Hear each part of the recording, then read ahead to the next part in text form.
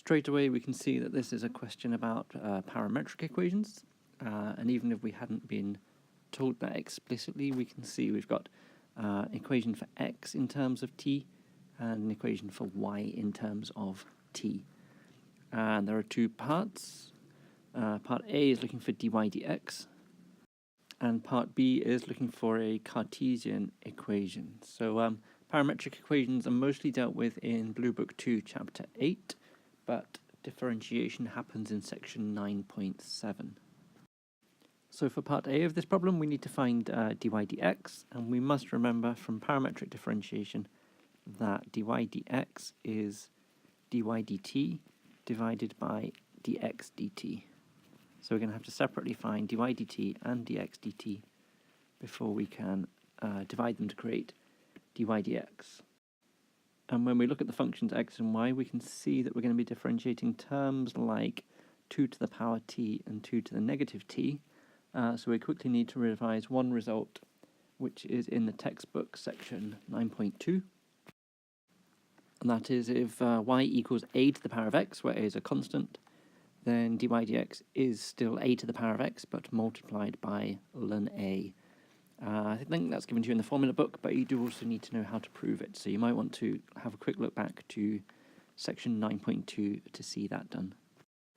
So that's the background knowledge that we're going to bring into 5a. So now let's quickly go through the algebra. So for part A, let's find dx dt and dy dt. So for dy dt, we're differentiating 3 times 2 to the power t minus 5. So the first term, 3 is just a coefficient, that stays there, it's a numerical factor. 3 times 2 to the t. 2 to the t differentiates to 2 to the power t ln 2, using the rule that we've just described. And the minus 5 differentiates to 0, so we don't need to write that. For dx dt, we're differentiating 4 multiplied by 2 to the minus t. So again, the 4 stays there as a coefficient. 2 to the minus t differentiates to minus 2 to the minus t ln 2. That minus at the front is because of the chain rule, because it's minus 2 inside. And the plus 3 on the end of the function for x, that differentiates to 0. So we have dy dt and we have dx dt, so now we can divide them. As we said before, dy dx is dy dt divided by dx dt, so we're going to make a large fraction. Dy dt on the top, that's 3 multiplied by 2 to the power of t multiplied by ln 2. And on the bottom we've got dx dt, which is 4 multiplied by minus 2 to the power of minus t ln 2. And let's have a look at what cancels in here. We've got a common factor of ln 2, top and bottom. We've got a 3 and a 4 and a minus sign. So we've got minus 3/4. We've got 2 to the power of t on the top and 2 to the minus t on the bottom.